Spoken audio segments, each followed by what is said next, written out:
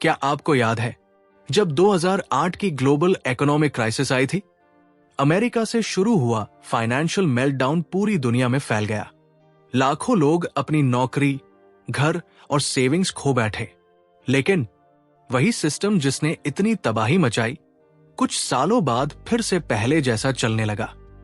वही बैंक, वही कंपनियां, वही सरकारें, सब फिर से ताकतवर बन गई।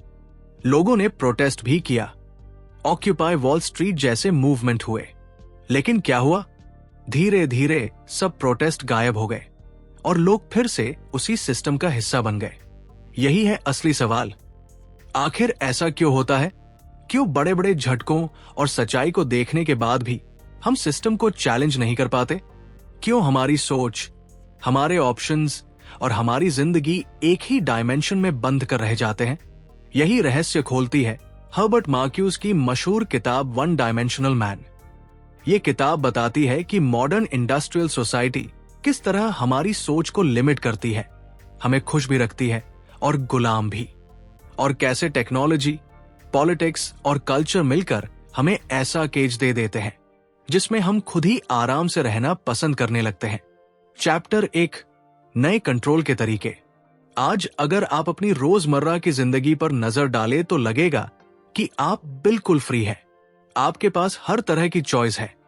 कौन सा फोन लेना है, कौन सा कपड़ा पहनना है, किस ओटीटी पर क्या देखना है, कहाँ घूमना है। बाहर से सब कुछ फुल फ्रीडम जैसा दिखता है, लेकिन असल में क्या ये सच है? सिस्टम ने कंट्रोल के पुराने तरीके बदल दिए हैं। पहले कंट्रोल खुलकर दिखाई देता था। राजा का आदेश, अंग्रेजों की लाठियां, पुलिस का डर।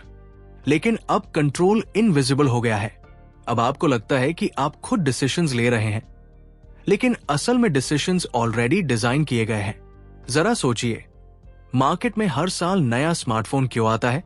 आपकी पुरानी मशीन पूरी तरह चल रही होती है, लेकिन एड्स, इन्फ्लुएंसर्स और सोसाइटी आपको कन्विंस कर देते हैं कि अब नया लेना जरूरी है।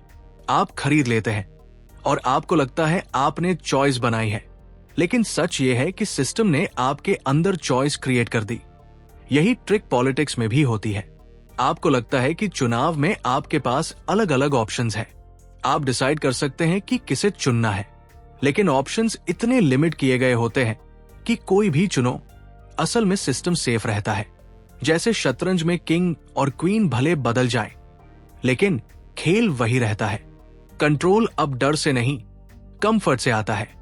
आपको आराम, एंटरटेनमेंट, सस्ते डील्स, शाइनी गैजेट्स और एंडलेस कंटेंट देकर सिस्टम आपको सेटिस्फाई कर देता है। और यही सेटिस्फैक्शन आपके अंदर के सवालों, आपके अंदर के असंतोष को दबा देता है। आपको लगता है कि सब कुछ ठीक है, जबकि रियलिटी यह है कि आप धीरे धीरे एक ऐसे ट्रैप में फंस रहे हैं जहां से बाहर निकलना मुश्किल है। ये नया कंट्रोल इतना स्मूथ है कि हमें पता ही नहीं चलता कि हम कंट्रोल हो रहे हैं।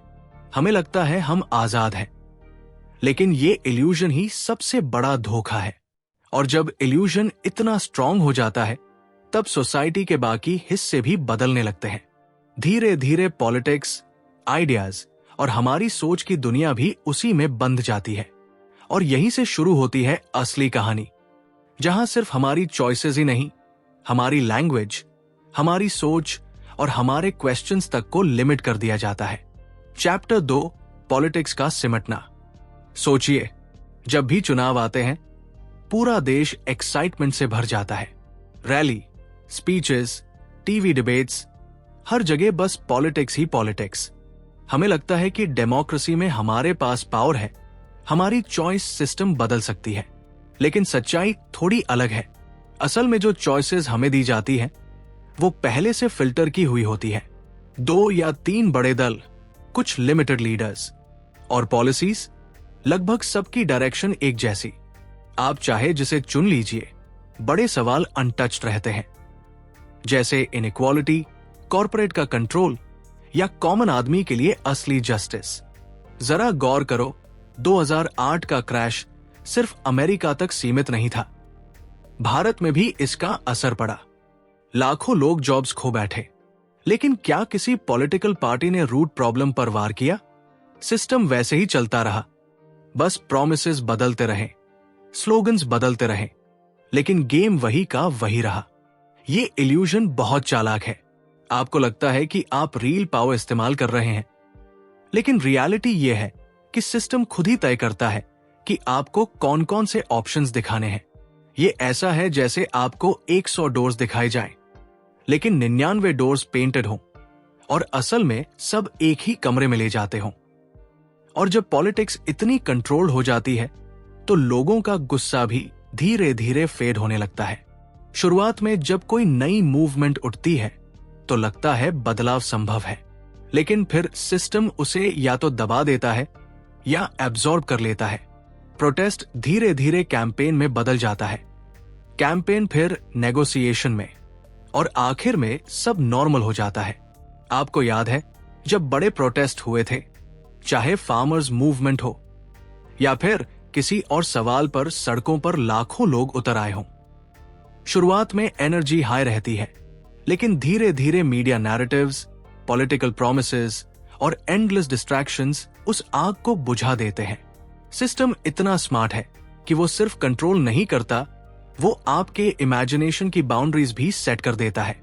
आप सवाल पूछना चाहे भी तो आपके पास सैम पुराने आंसर्स ही मिलते हैं, और जब सवाल पूछने का दायरा सीमित हो जाए तो धीरे धीरे हमारे अंदर जो डिसैटिस्फैक्शन, जो बेचैनी है, वो भी दबने लगती है।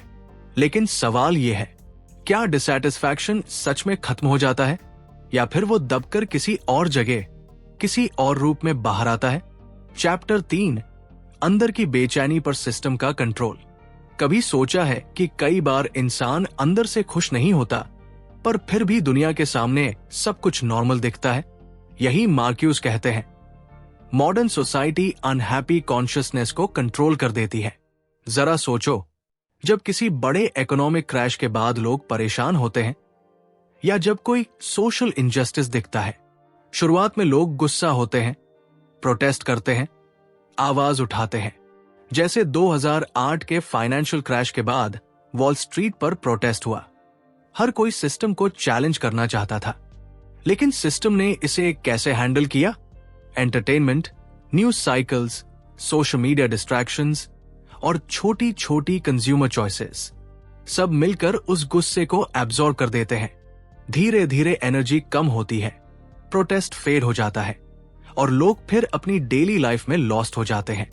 मार्क्यूस कहते हैं कि अनहैप्पी कॉन्शियसनेस, ये डिसैटिस्फैक्शन, ये इनर अनरेस्ट असल में चेंज की ताकत है, पर जब सिस्टम इसे कंज्यूम कर लेता है तो वही शक्ति यूजलेस हो जाती है।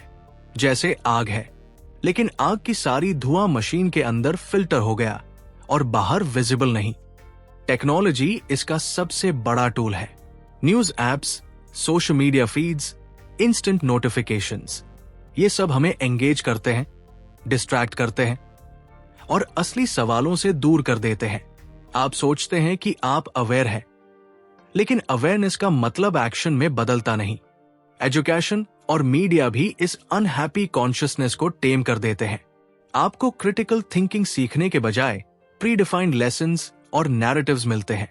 आपको लगता है कि आप सोच रहे हैं, लेकिन एक्चुअली आप वही सोच रहे हैं जो सिस्टम चाहता है, यानी डिसैटिस्फैक्शन, इनर अनरेस्ट, प्रोटेस्ट सब पहले जैसा पावरफुल नहीं रहता।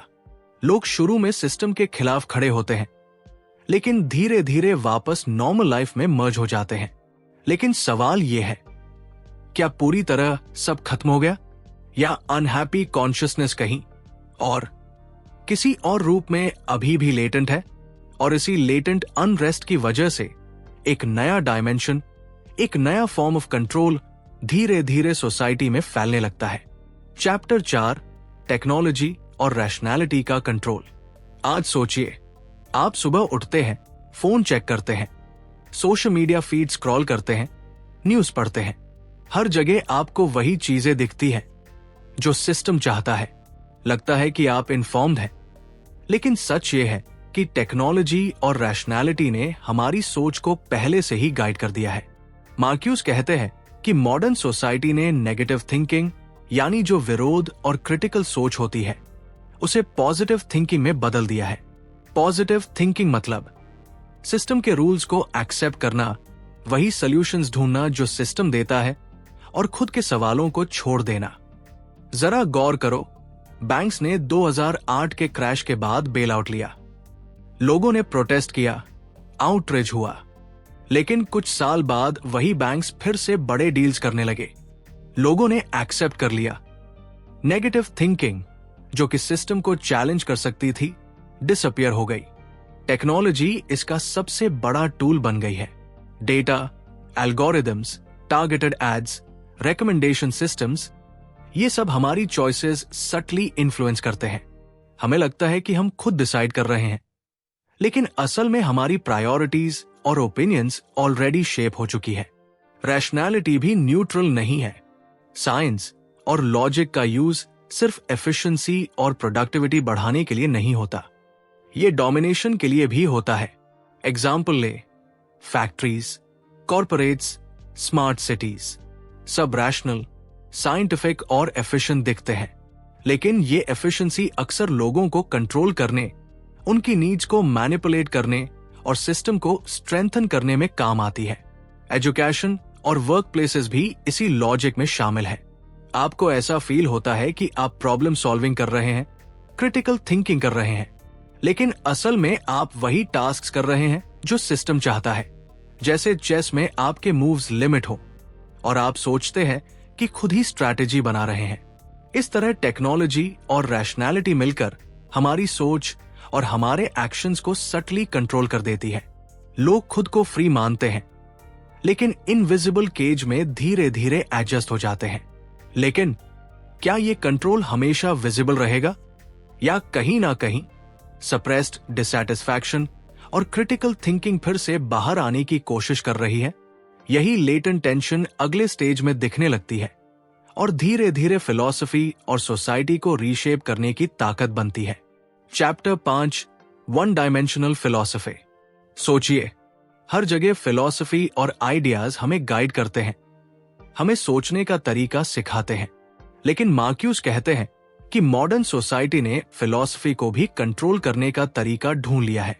अब फिलॉसफी क्रिटिकल थिंकिंग चैलेंज करने वाली नहीं रही, ये सिस्टम को जस्टिफाई करने वाली बन गई है। आज यूनिवर्सिटीज, मीडिया और टेक्स्ट बुक्स हमें मोस्टली वही थियोरीज पढ़ाते हैं जो करंट सिस्टम को सपोर्ट करती है। हमें लगता है कि हम सोच रहे हैं, डिबेट कर रहे हैं, लेकिन असल में डिबेट की बाउंड्रीज पहले से ही तय है। क्रिटिकल क्वेश्चनिंग धीरे धीरे डिसअपियर हो जाती है। एग्जाम्पल ले, कॉरपोरेशंस में इनोवेशन लैब्स, वहां सब इनोवेटिव लगता है, लोग न्यू आइडियाज लाते हैं, लेकिन कितने आइडियाज सच में सिस्टम चैलेंज करते हैं? ज्यादातर नए आइडियाज भी एफिशिएंसी, प्रॉफिट और सिस्टम की सस्टेनेबिलिटी को ही सर्व करते हैं। क्रिएटिव थिंकिंग का भी एक ऐसा केज बन गया है जहां बाहर की दुनिया मुश्किल से प्रवेश कर पाती है। मीडिया भी उसी लॉजिक में शामिल है। हर न्यूज, हर शो, हर कंटेंट आपको एंटरटेन करता है और जानकारी देता है, लेकिन सटली आपका माइंडसेट उसी पॉजिटिव थिंकिंग के फ्रेमवर्क में रह जाता है। सिस्टम को क्वेश्चन करना रेयर हो जाता है। मार्क्यूस कहते हैं कि पॉजिटिव थिंकिंग जब फिलॉसफी में आ जाती है तो लोग असल में वही सोचते हैं जो सिस्टम चाहता है। डिसैटिस्फैक्शन, अनहैप्पी कॉन्शियसनेस और क्रिटिकल थिंकिंग को एब्जॉर्ब कर लिया जाता है। सोसाइटी और इंडिविजुअल्स दोनों एक बन जाते हैं, लेकिन यही प्रोसेस इतनी स्मूथ होती है कि हमें पता ही नहीं चलता। हमें लगता है कि हम इन्फॉर्म्ड हैं, फ्री हैं और सोच रहे हैं, लेकिन असल में हम वही सोच रहे हैं जो सिस्टम ने ऑलरेडी डिजाइन किया है। और जब फिलॉसफी और थिंकिंग का ये ट्रांसफॉर्मेशन पूरी तरह हो जाता है, तब सोसाइटी के अंदर एक नया टेंशन पैदा होता है।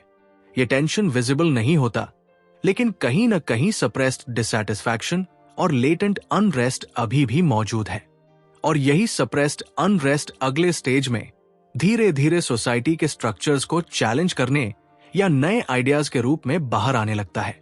अब सोचिए, सिस्टम ने हमारी सोच, हमारी चॉइसेस और हमारी फिलॉसफी तक को कंट्रोल कर लिया, लेकिन मार्क्यूस कहते हैं कि कहीं न कहीं हमेशा ऑल्टरनेटिव्स मौजूद रहते हैं।